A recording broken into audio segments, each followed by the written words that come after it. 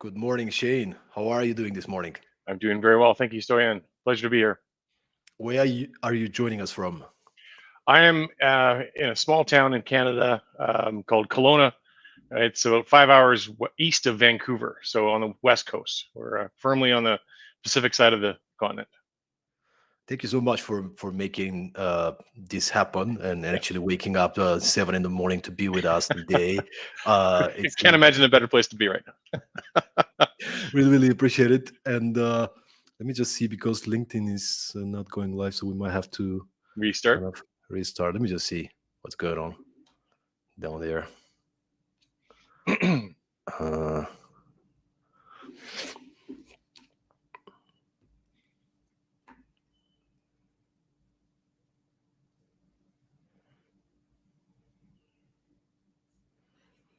okay. Um, Interesting. Let's try again. Edit.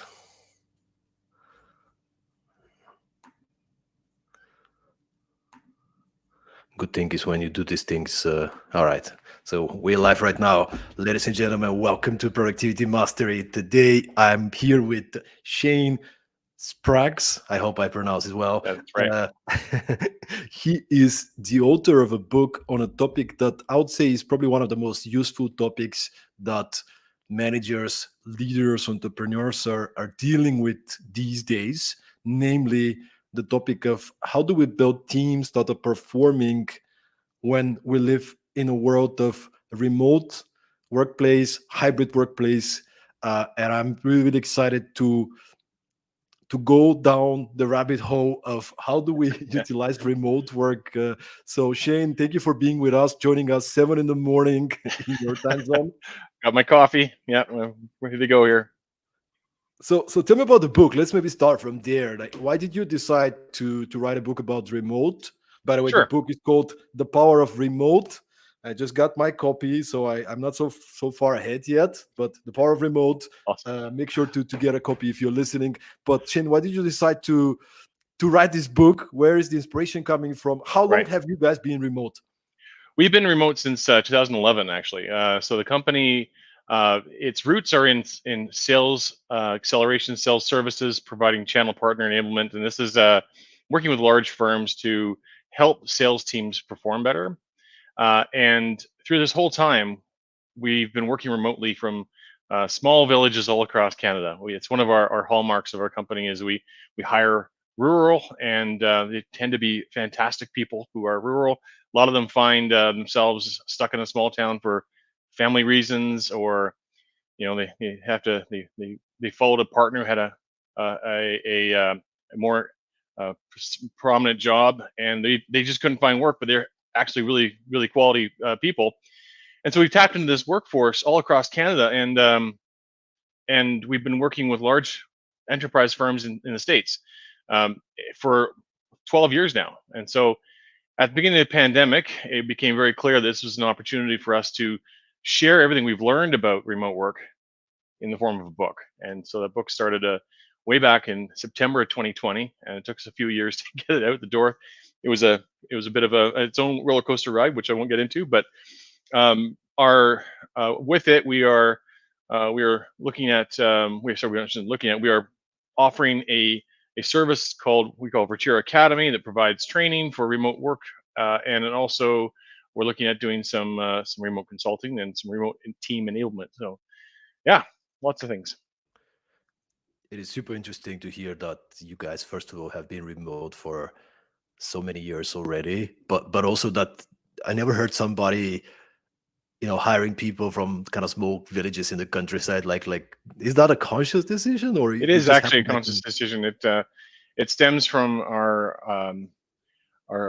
executive chair who founded the company, grew up in a very small town and was faced with the same problems. Saw her sisters face the exact same problems of being stuck in a small town and not being able to use all their experience there and their talent because there was no other options in a small town. So this remote work literally opens the door for people to work anywhere in the world. I mean, you and I are talking 11 hours apart across the world, and it's just the same as if I was having a conversation with somebody in town over link, over Zoom. And we we've it, we provided these opportunities predominantly for women, actually. And yesterday was International Women's Day, so we had a post on LinkedIn about this.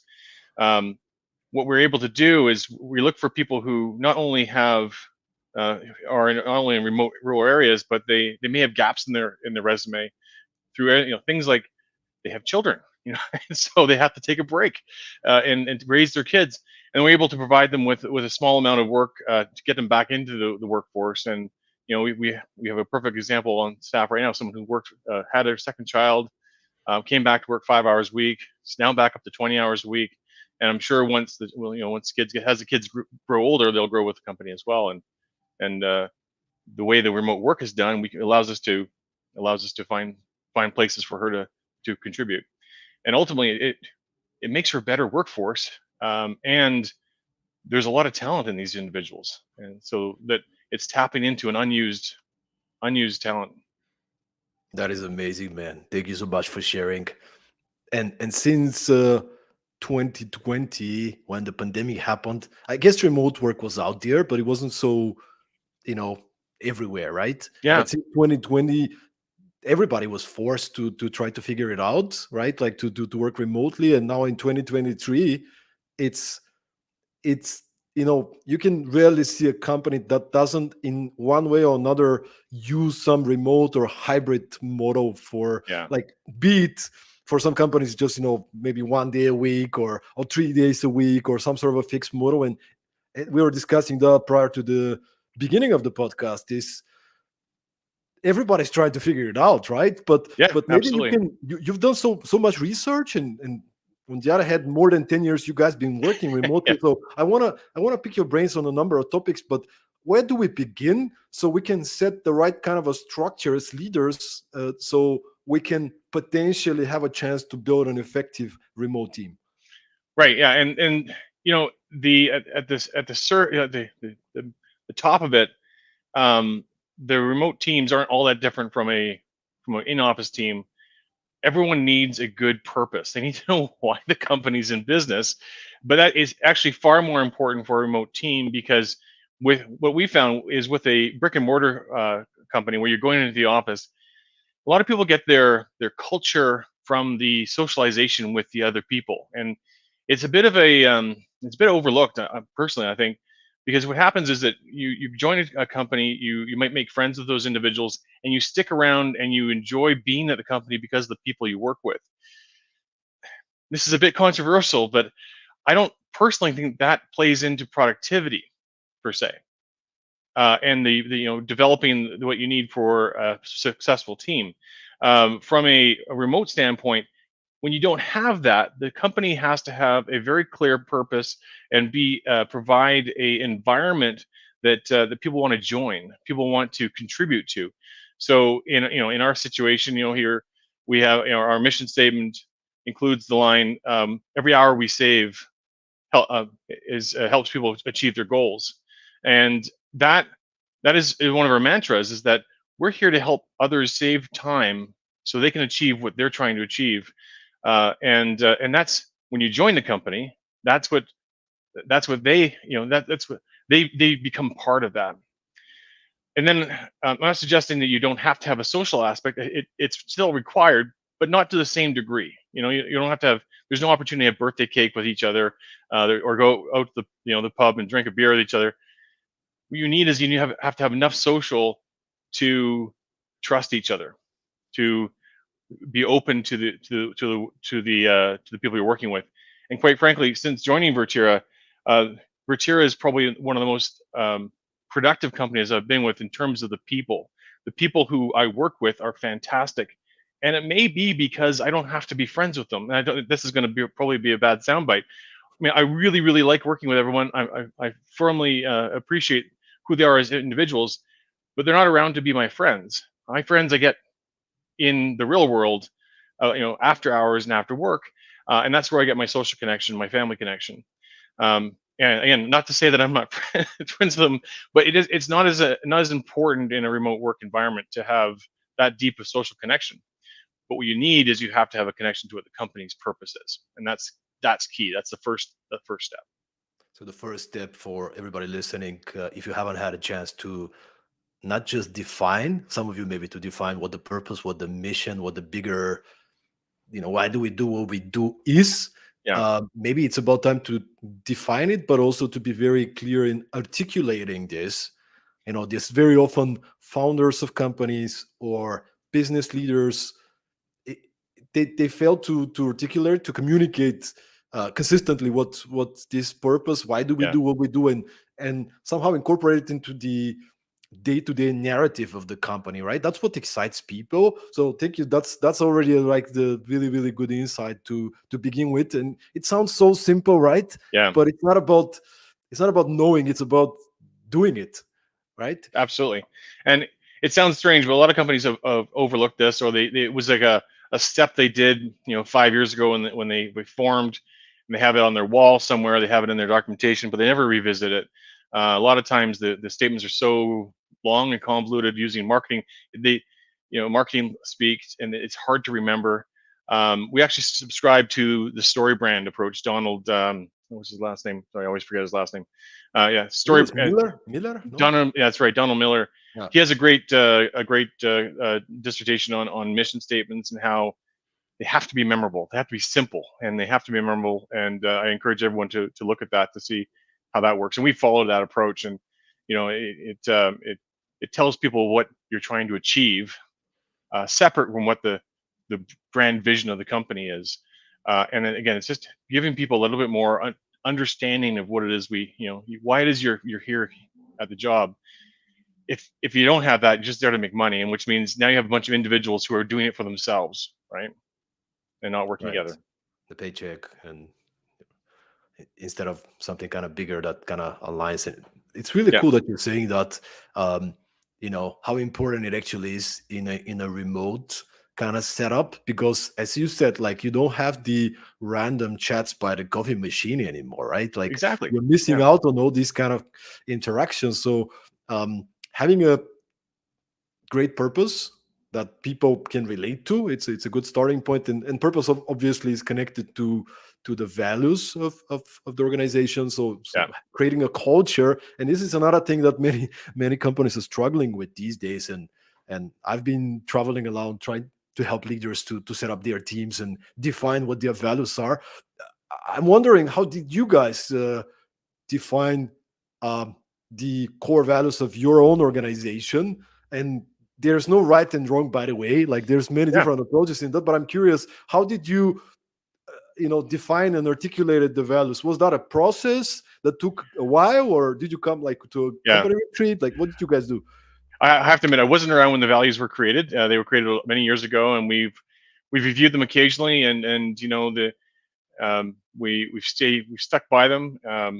We have values such as make everyone a superstar. We also have other ones like don't say no to fire drills.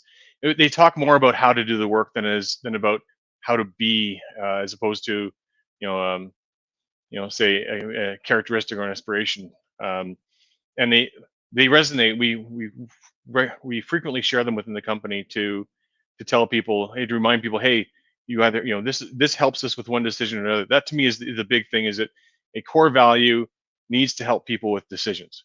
So if it's just a nice thing, hey, we lead with integrity. Well, okay, what what does that mean? What situation are you going to be in? So you say, hey, let's not do that. That's we need integrity in this. Most people have integrity. It's not, it's sort of, it's lip service to the whole process.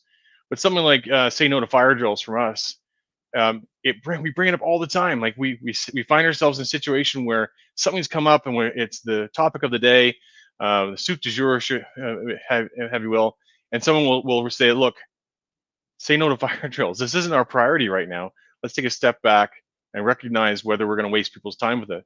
And it's a small thing, but it saves so much time. And we have a number of other values like that as well, that are based around providing a good service, which ultimately speaks back to our vision and mission of the company, which is to save people time and help people achieve their goals.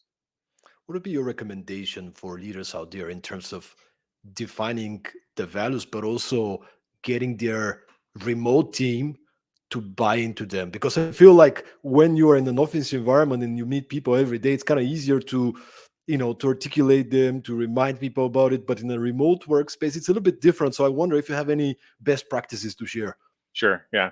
And I'm probably not the right person to do this. Donald Miller does a really good job of this. I also encourage you to look at that from his perspective. One of the key things is not to make them up in a silo, though. Don't just go away and come back 1 week and say, "Hey, I've got your values for you. You have to live by these now." Um, if you haven't defined them yet as a small company or even as a larger company, you have to. Everyone has to participate in it because you need the people who are there to come along with it.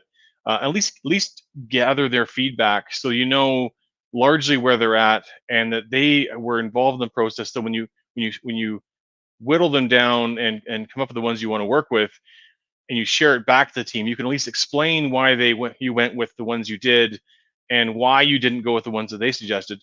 And I would also suggest, the larger your company is, you should be prepared to let some people walk or go if they don't meet the values of the company. So there should be, I would certainly suggest getting feedback from everyone in the company, include them in the process, and then narrow it down through conversation and brainstorming and with smaller and smaller groups of people until you make a final decision. Make sure there's one person deciding. Don't decide it by committee. You know, and and then have someone go away with, take the final suggestions, have someone go away, focus on them, and come back and present back to the core group of people why they selected those, and then work on a change management plan. Because like anything else, it's a change, and you have to be able to share with the rest of the people why you've chosen the ones you have and what they now mean. And then you can't stop there. You have to include them. I had a meeting just yesterday where we started the meeting by asking people what the core values were and if anyone had lived them in the last month. And that's something that I try to do as often as I can. And it, not only does it help remind people of the values, it's a great opportunity for people to praise those who have lived by them and share some great experiences. So it requires constant refreshing yeah. Mhm. And since I know you are more of you like structure and processes, I wonder, do, Yes. do you have any recommendation? That'll be the last question about values, but I'm very excited about the topic, obviously. Do you have any recommendation on how the final product looks like if you were to articulate the values in some sort of format? Like, do you have any preferences for, like, we have one phrase sentence with a bunch of different behaviors connected to them, or Yeah. what would be your recommendation from? Uh, yeah, I'm not a design guy, but predominantly I would suggest make it simple. If it's complicated, people won't be able to remember it. We're a vision mission company, but it doesn't mean you have to do that. If you have a purpose. There's at the when you start really getting into the various definitions of these things, they're slightly different between them. A vision is different than a purpose, and a mission as well. And then we get to core values. Donald Miller says characteristics as opposed to core values. There's pillars. Just use something that makes sense for you and make sure people understand what that is, and discuss the definition of it with them. So why is it we've chosen these and how do they apply? But ultimately, we have a simple Confluence page set up where you can go and see them stacked up: vision, mission, and then core values below it. And people can just go there and see them all at a glance. That's right. Keep it simple and make sure they're honest values that actually give you a suggestion of how you should make decisions, like that, the practical, right? So, Yeah. but I want to go into something you talk about in the book. And by the way, the book is, I'm going to remind people, The Power of Remote. Go check it out. It's super practical. I haven't read it yet, but I had a chance to go through the contents and to read a couple of chapters. Um, I, I want to talk about and it's this part two, chapter three, which is around building a remote dream team. I think that's a topic that many people are trying to figure out, right? Like, how do Yeah. we attract great people who are not just great performers, they're actually great in working remotely. Yeah. Yeah. And you're hitting the nail on the head there. It really is all about the recruitment process and finding the right people for it. And we have a few. We have a number of things we check when we hire people and we look for when we're trying to recruit individuals. One of the big ones, and goes back to our earlier conversation about um, first of all, we recognize that not everyone's suitable for remote work. There's people that went crazy over the course of the pandemic because they couldn't no longer go into the office and interact with individuals. There's just some people who I don't believe suit remote work in the same way I don't think there's people who don't suit office work. Um, what we One of the key things we look for is we look for individuals who have a life outside the office, who who want to get their work done so that they can go do what they love. And it's not it's not all work for them. It's a work life integration or balance, however you want to put it. This stems from very far back in our history. Some of the earlier people we hired for Virtira were surfers, and they it wasn't you couldn't only go surf on the weekend. You had to catch the waves when they happened. And we had individuals who would work really hard some days so they could take an early afternoon off to go the next day and catch the tide at the right level. We had people who were driving all around Europe trying to find the right spots to surf. And that sort of just helps cement this idea that you have to have a passion outside of life. So for me, I hike a lot. That's why I know Gene. I play music, and I also work with the local college on teaching project management. And so there's things I do outside of work that I want to get my stuff done at work so I can get back to that stuff, which is fulfilling for it's a well-rounded life. If you don't have that, work becomes a very dark tunnel for you. You just This is where burnout comes out. It's where people focus way too much time. They work on the weekends, they work on the evenings, and it's I guess for me, I used to be there in one of the jobs I had a number of years ago. I worked for a very large company that I for 4.5 years, and during that time, my two kids were younger, and I literally have pictures in my photo album that I don't remember taking. I'm in them, they're in them, but I don't remember them because I was working 60, 70 hours a week. So even the time I had, I was thinking about work and it was completely clouded over. And that's not a way to live your life. So that's part of our goal at Virtira is to provide healthy work-life balance. So I'm off track a little bit. So that's the key thing when you go to look for hiring somebody is you talk to them about their remote work, their work life outside of work. And then there's some basic things that people don't check that people need to have in order. And this is going to sound strange, but if they don't have a place to work, don't hire them. There's people who have small apartments they share with three people in New York, and that's not going to be productive for them. And as much as they might be the right candidate, the great candidate, you have to pass on them for someone who has basement apartment, or they live in an apartment by themselves, place so they can focus and work. You need to test basic functions like how are their how are their skills with all the it sounds strange, but with typing, with communicating. We try to put people through an interview over text messaging to see how fast they reply to things, how they do on video, and it's all these things that you need to vet before you bring someone on board, because if you don't, it becomes a problem for the team later. And these are things that are tough to teach. It's tough to grow into that quickly. So, Mm. And do you include that in your kind of interview process, or do you guys recommend people to get people into a trial period, or like what would be your recommendation? And so you can actually verify that the person is suitable for remote work.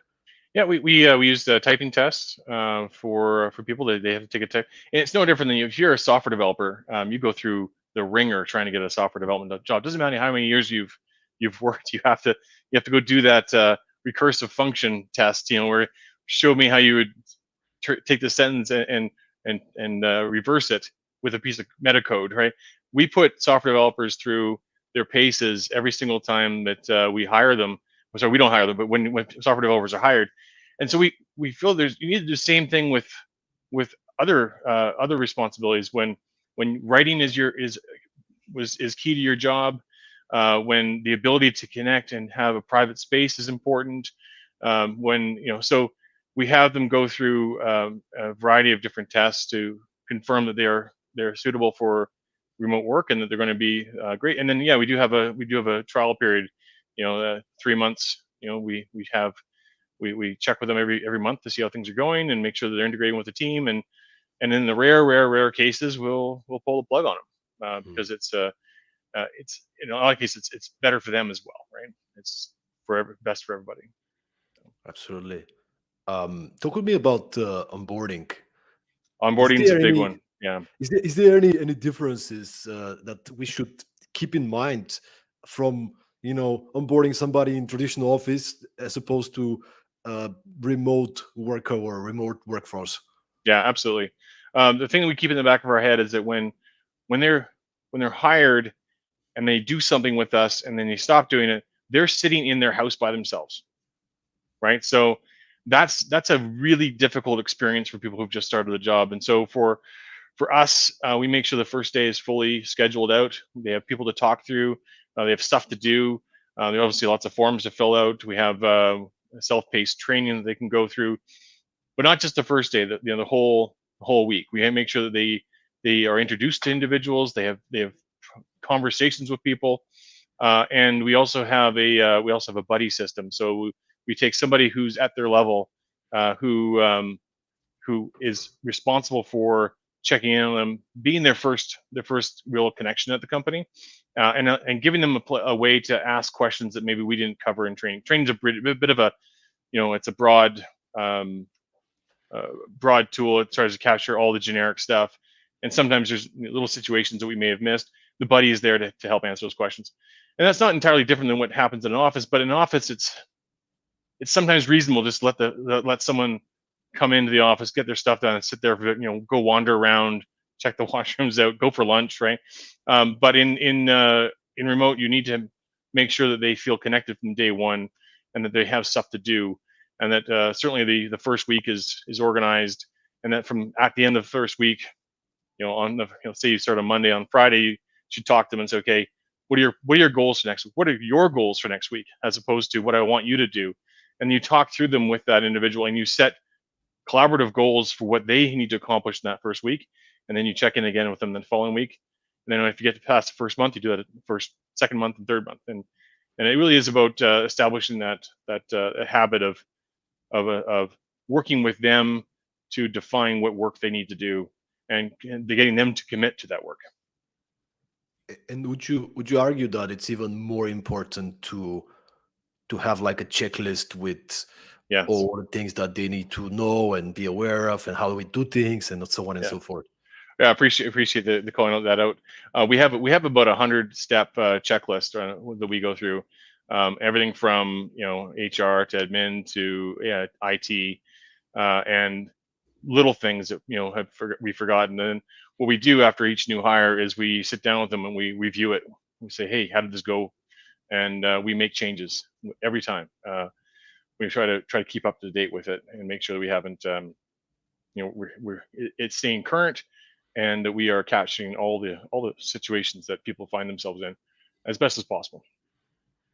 So Okay, that's so another key one, is to any good process you have to review and retrospect on it all the time. yeah, and often it's actually, as you said, great to get feedback from somebody who's kind of new, never heard anything about the company, or like now they start doing it, and if they get confused, then probably that's a good sign that you need to make some changes and Absolutely, and yeah. optimize it. Keep it simple, make it simple, and I think one of the things I love the suggestion about having a checklist, and it's not something new, right? But like especially for smaller organizations, you don't really have the time to create all those, like a checklist with all the steps and everything, and you kind of believe that you communicated everything clearly, but when somebody is new, there's so much new information that having things written down into a step by step could be actually saving a lot of energy, time, and make things more clear. So thank you so much for sharing that, Shane. I'm wondering, okay, people get onboarded and so on, but in the ideal case, everybody's clear what's the culture, what's the values, Yeah. what's the mission. So these are really the basics, the fundamentals of getting the Yeah. right people on board that are not just great performers, but they're good remote workers and they're fitting the culture, right? Like these are Yeah. all major pillars. But what would you recommend in terms of creating a culture of ownership, right? That's something that's really difficult in remote teams. Like from my experience, I come from the world of movie production. Like, Okay. Yeah. um, so I would be in an office with a bunch of creatives, and we'll work together, hands on, share information. If there is a new information, if there is a new goal, we're there, right? Like we communicate constantly. Hey guys, now let's focus on this. Um, Now I'm working with a remote team. I work with many people remotely, right? And it's a different environment, man. I Absolutely. Yeah. wonder what's your recommendations, best practices once again on how do we make sure we're on the same page? Right. Okay.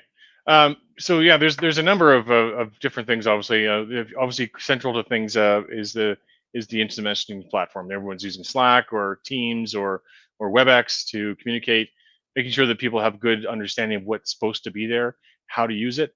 Part of our training includes outline of when to use email versus instant messaging versus a phone call versus a video call. It's important people understand from the very get-go the fundamentals of communication. um, we then meetings become a bit more important. I find that meetings in an office setting, having been there 3 or 4 years ago, they're a little bit more relaxed and maybe casual than they are remotely.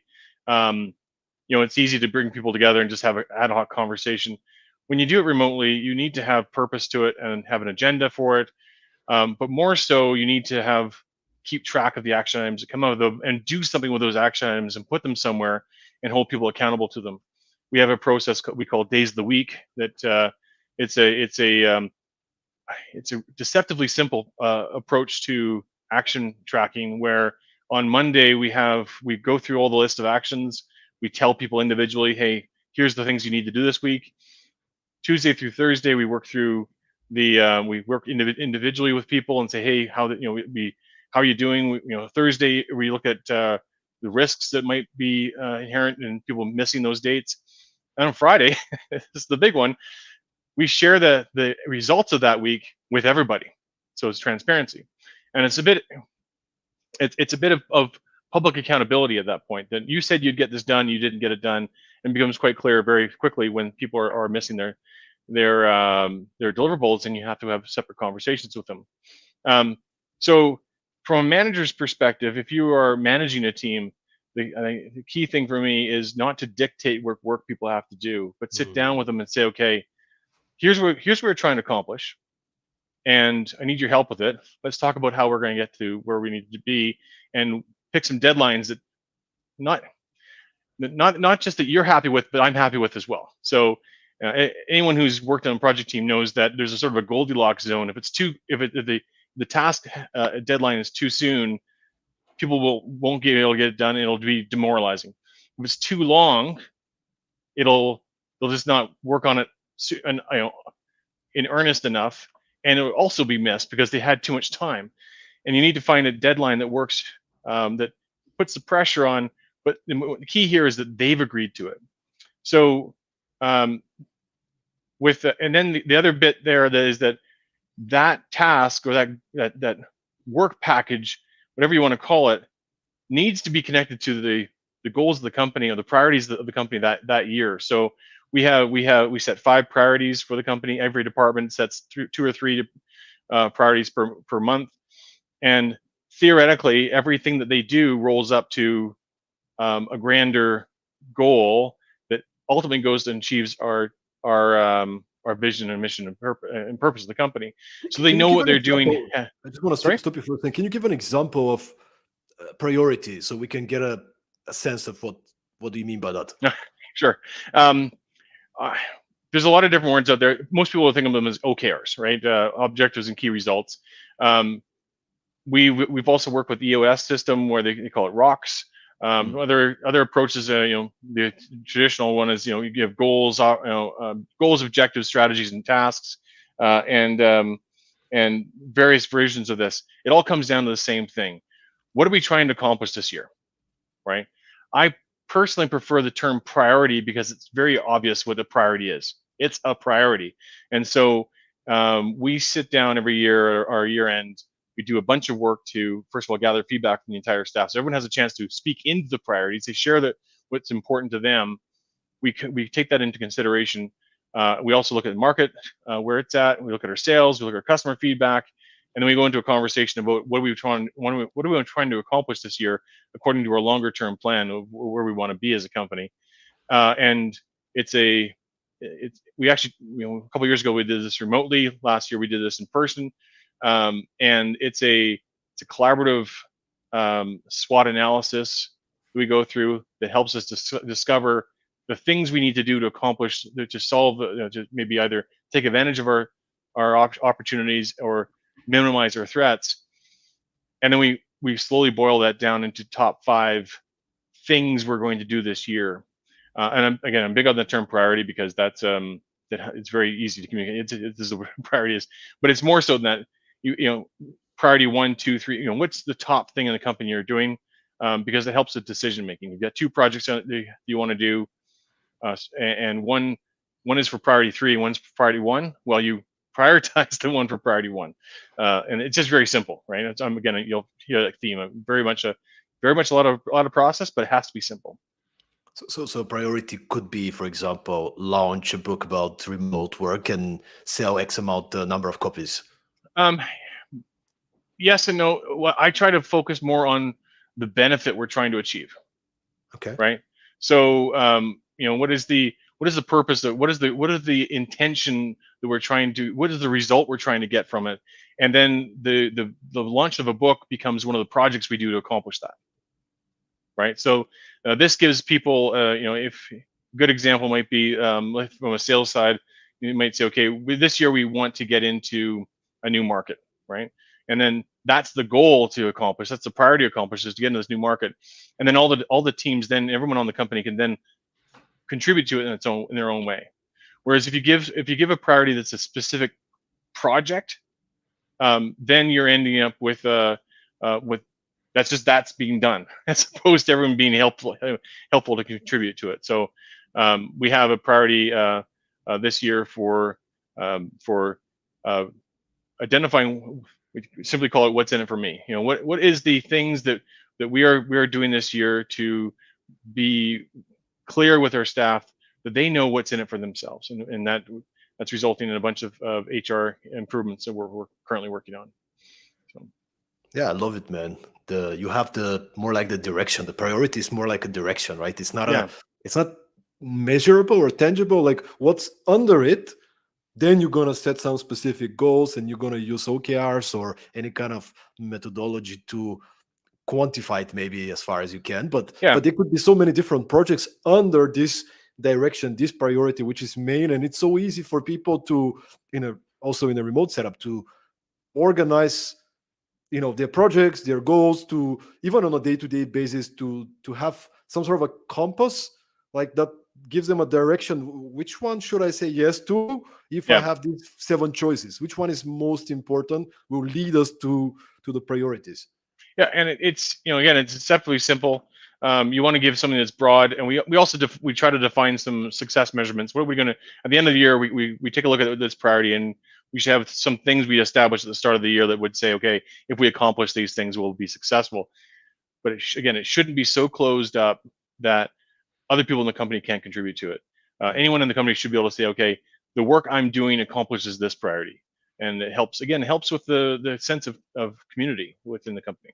So what you're recommending is weekly kind of like team accountability calls, which I love, where you talk about, hey, last week these were the targets each of us set. Here's what actually happened. You talk about maybe challenges. You like what would be the agenda of one weekly call that could be effective? And I know it can go in many directions, right? But I just want to hear some examples. Well, we, as our leadership team, we are now meeting once a week to review our calendar and look at the projects we have on the go. It's a short half-hour meeting to make sure everyone's communicating and understands what big things are happening. and that calendar has dates from every department in it. And so it could be anything from, hey, we have this individual starting work next week, to here's the messages we're sharing with our staff, to here's the next strategic planning meeting we're doing. And so everyone stays in the loop about the things that are happening in the company, and it gives a chance to us to ask questions. We also take a moment to look at the key metrics. So how's our website performing? But that's at a leadership level. And then we also look at the projects, getting a sense, okay, are these on track? Are these not on track? Do we need help with it? Anything like that? The meetings you set up will be tailored to the work you're doing, right? You're going to have a different kind of work if you're, if your team is a bunch of salespeople, you're probably going to go through your sales funnel, talk about your successes and roadblocks and whatnot. But what's important is to have a regular cadence on those meetings, so that you are, and that there's an agenda. Ideally, it's recorded and people can go back and look at it again. We also have, where possible, we have somebody actually going through that recording to capture action items, because I don't know you, but it's easy to make a promise and say, I can do this. Well, I can do this versus I will do this is two different things. And when you're in the heat of a meeting saying, these are all the things I can do, you tend to forget unless you write it down. So and then if those things just end up in a minutes, it's kind of half the story, because then they get forgotten in a minute log, as opposed to. So it's one of the, I'm kind of meandering a little bit here, but a lot of tools these days. So for example, MS Teams will transcribe the meeting for you. Great. You have a resource you can go back to, and you can do text-based searches on, but you have to go do that. You need to take it to the next step and capture the action items that you said you would do, and hold people accountable to them if you want to get things done. Right. That sounded like a pitch for David Allen's GTT book in a way,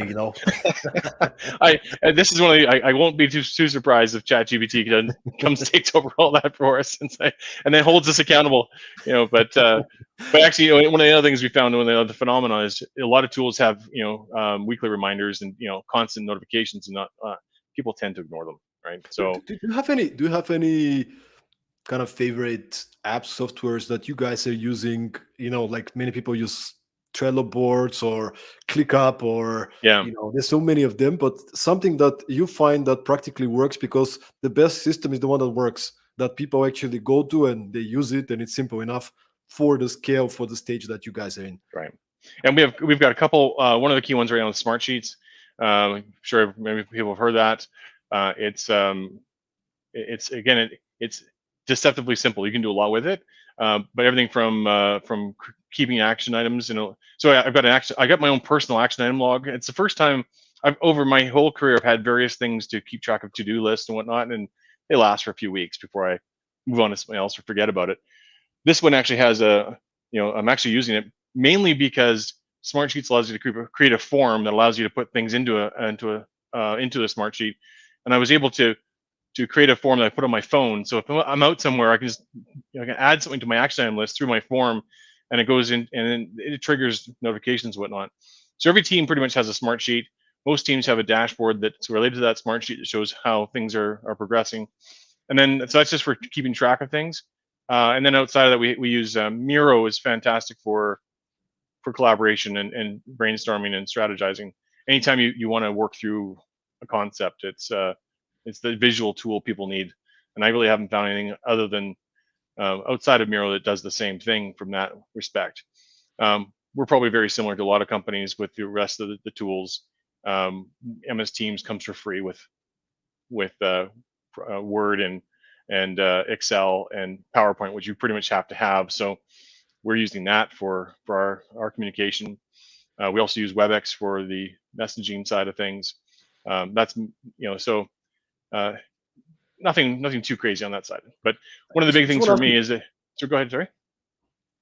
I just wanted to ask you about the Miro. Like, do you guys use it just for creative brainstorming, or do you also use it for some sort of, I don't know, setting the goals and visualizing them? Like, how do you actually use Miro? I use Miro from a strategy standpoint. We use Miro to build the book. We put all the chapters, all the topics we wanted to build in the book. we organize them into chapters, and then organize. We work through the structure of the book using Miro. I find though that there comes a point where you have to take what you've done in Miro and put it into a more structured program, some sort of project management tool or a smart sheet. You have to translate what you've done there. I know Miro can be used for smaller teams to do a very Trello like Scrum board or Kanban board, um, but I find it doesn't do a good job, and this is my only complaint with it, of of history. Being able to say, okay, it does show you what changes last while, but I can't go back and revert it, and it's really tough to see when major changes are done, what happened to it. So Mm. it doesn't keep track of yeah, what's the missing a word for it, but it's too freeform, I guess is the sense. So we tend to do all of our planning on Miro, and then translate those decisions into more permanent place that we use. Got it. Got it. Let's talk about engagement and how do we keep people, motivated, engaged, and maybe even expanded towards effective communication when we Right. are in sometimes in different time zones, we work different hours. So what do we do to, should we be more conscious about how we set up structures and frames so people feel included, feel engaged? Well, I think a lot of it goes back to some of the stuff we've already talked about. If you include the individual on the task just definition, and they're in there and saying they're telling you how they're going to accomplish something and when they're going to get it done by, they're engaged. They feel the need to live up to the commitments they've made.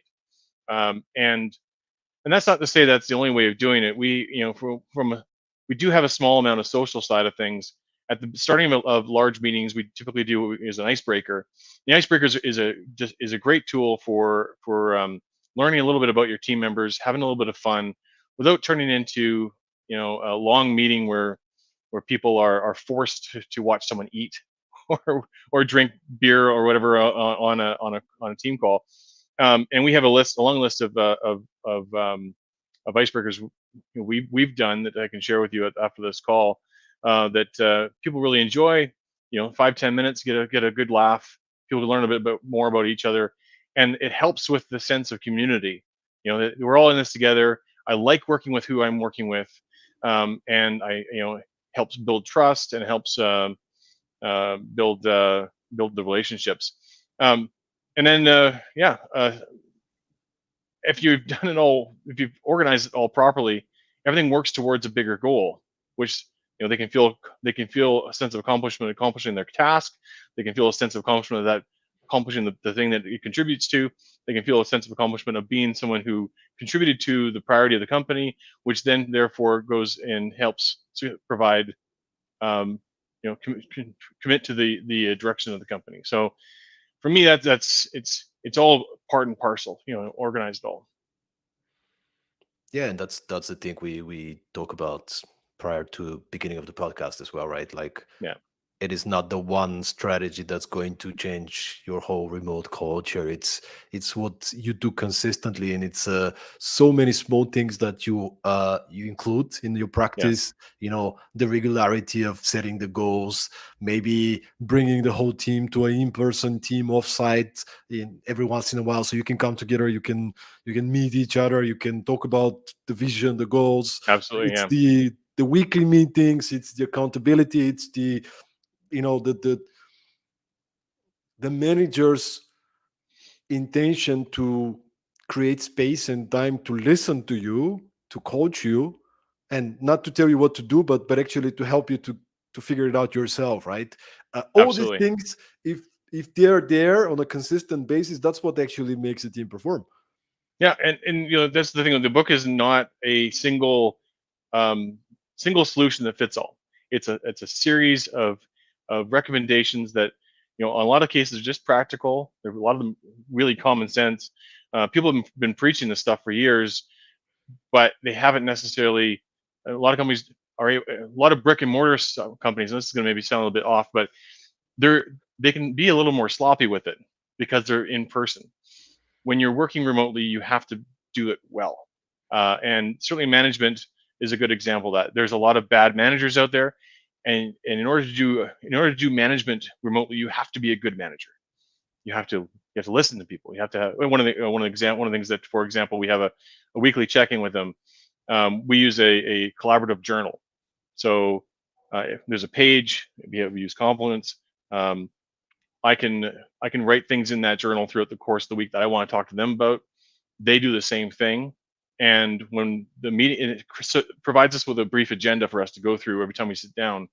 And this actually does a couple of things. First of all, it it sets the stage for what you want to chat about, and it gives this purposeful conversation, and it takes a bit of the pressure off sitting there talking with someone who just without anything to talk about. um, but also it removes a lot of those small interruptions throughout the course of the week. I don't have to. You get the chance when it finally gets going. You can say, okay, um, I don't need to ask this question to this individual now. I'm going to put it on their journal, and when I get to them, we'll have that conversation then. And they do the exact same thing. So I found that that one tool provides people with a way to improve productivity, improve management, and yeah, managers have to do a lot more to listen to their team members, and ensure that they're being managed well. Simply put, yeah, One of the biggest challenges that leaders, managers share with me is the difficulty to understand how people are feeling, whether something is wrong, like when you're working remotely as opposed to being there, because you can yeah, kind of observe something is wrong with Mary, right? But if you do not intentionally say, you know what, I need to listen, and listen doesn't only mean listen, right? It means watch, observe, see if somebody's off, or yeah. something is off, right? Like, and it, can you maybe talk about that? Yeah, sure. And you're right. That's far more challenging remotely than it is in person. Um, and it's even more challenging when you have someone who won't turn the camera on if you can't see them. I'm a big advocate for cameras on one-on-one situations. I'm less of an advocate about it when we have when someone's doing a presentation. Okay, you can go off camera and know to sit there and stare at the camera the whole time. But for um, for a one-on-one, it's helpful to see how people are reacting, and you just have to get comfortable asking them, hey, not just a how are you feeling. I've got side story. I've got a couple of kids, and if I ask them how their day at school went, they'll say fine. You got to ask pointed. You got to pick better questions. You got to say, okay, what did you learn today? Or you know uh, tell me about someone you played with at recess. And it's literally the same thing with better questions. Obviously, when you're on a one-on-one, you have to drill into the work. You have to keep be aware of when things are slipping. So I see you missed the deadline. Can you tell me about that? Keep open-ended questions going, and it's a bit of I don't think we have time to get into too much detail, but it's a grown skill to do active listening, to open-ended questions, and putting on your coaching hat, as opposed to sitting there telling them everything you think that they need to hear. But it's listening to them. And most people will tell you what's happening, and if they don't tell you, there's often evidence outside of that you can say, okay, well, something's up because of this, and then maybe you have to have more of a poignant conversation with them. Say, look, I know there's something wrong. Can we talk about it? But the same thing So happens in the office, right? If they don't want to talk about it, they're not going to talk about it. So you can do your best. We're not psychologists. We're not, registered therapists. We're people as well. They just need to care about people. you just need to care about people. By the way, talking about questions, I opened on a page of the book, and I actually want to maybe just dig into that a little bit. There's a question in I don't know which page, but what does success really look like? And I just want to continue reading in the book. People love this question, but almost always fail to answer it correctly. This question is really, how will we know that the project is having the impact we want it to have? So talk to me about that. Well, and that's exactly it. I'm a big advocate for writing up what we call one sheets, not a full project case study before you start a project, but just generally outlining what it is you're trying to, who owns the project, why it's happening, what it's supposed to be doing, who's involved, and whatnot. And the big part of that is, what does success look like for us? A lot of people will say, well, success will look like when we get the project done. Okay, that's the goal. That's the job. It's not success. And you know, the write up says it very well. Is that what what change are you hoping this project will have on the company, on your customer, um, you know, on your marketing efforts, that you can observe after the project's done, that you can measure whether you were successful with the project. And it's an interesting phenomenon. I find that people struggle with this at the start of a project. The moment it's launched, they seem to have no problem deciding what success looks like. You know, like let's say we have a marketing effort to increase the number of users to our website by 1,000, right? That's the success measurement. We can say, okay, if we want to go from here to there, this project's going to do that, and it's measurable. At the end of the project, you can actually observe that it happened, and you can feel good about it being accomplished. If you don't have that ahead of time, you run the risk of people either saying 500 people was success, or actually achieving 1,000 and having someone else saying, "Oh, we wanted 2,000." Right? It's important for people to outline out front, so they know when they accomplish the work that they were set out to accomplish, so they can feel good about it, and they can do more of it, and they can learn from it. So you know, if you hit the 1,000, fantastic. You don't hit you don't hit 1,000. What can we learn from that to do that next time? You know, so we can solve that problem next time. So success measurements have to be observable and measurable, kind of like SMART goals, right? What at the end of the project we're going to observe that tells us this was worth our time. And when you're clear what success looks like, what clearly is expected to be delivered, it's so much easier to create accountability for people to buy into it, and also the strategies to come up with better strategies to get there, as opposed to, I'm Yeah, going to do X. Yeah, but where are you going? Why are you doing X? Right? Like, absolutely. are we on the same page? What are you doing? And the more you ask these kind of questions, and you get back to them and frequently, the more productive you're going to be in a remote, or not just in a remote. I mean, it's going beyond remote, but Yeah, in a remote setup where it's less frequent communications, right? Like we don't have these daily interactions often. It's even more important to do this. Wow, thank you so much, Shane. Wow, I have probably 78,000 more questions to ask you, but yeah. I want to kind of wrap up with giving you a bit of a space to share with us. First of all, and I want to get back to it. First of all, everybody needs to go and buy a copy of this book. It's We've got called. the one in person here. There we go. There you go, and one Thanks Kindle for here. yeah, The thanks for power of letting me remote. post that. So go get your copy. I Yeah. really like it, even though I haven't read the full one yet. But also, Shane, where could people get in touch with you? And maybe can you give us a bit of a bigger context of what do you guys do, and how do you guys support leaders and teams to build better Right. cultures and remote teams? Well, as I mentioned at the start of the show, our main focus is with sales. We help sales organizations perform better. We often will say that you know, we observe that us working with a sales team will increase sales by about 30%. Simply just taking, you know, the administrative and operational tasks off their hands, so they can go be salespeople. You know, salespeople are often hired to do what they do best, and it's a very very specific skill set, and you want to make sure that they are spending their time doing sales as opposed to all the other things that happen when you have to, you know, certainly I won't get into it too much, but going to our website, virtira.com, virtira.com, tells you all about the services we offer. We got four key areas: sales acceleration, that's the service I was just talking about; channel partner enablement, we work with two larger or multiple larger organizations to be the glue between those organizations to help them communicate with each other. And we have remote enablement, which is a service we're currently exploring by providing teams with you know, project management and there are days of the week service, as you mentioned. And we're working on a remote readiness assessment. Again, it's a pilot right now to see what. And again, anyone who wants to do that, drop me a line. I'm looking for people to help me with that pilot project. And finally, our Virtira Academy, which launched day and date with the book back in February. It has a number of online courses and delivered in person, well, on Zoom courses that people can take and learn more about the specific skills we talk about in the book.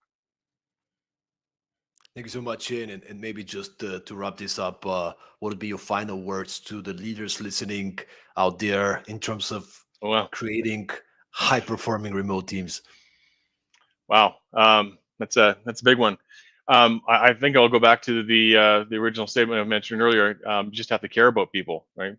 Honestly, care about your team, listen to them, and provide them with meaningful work experiences that we make them come back to. Give them, um, yeah, give them the right environment for them to be productive.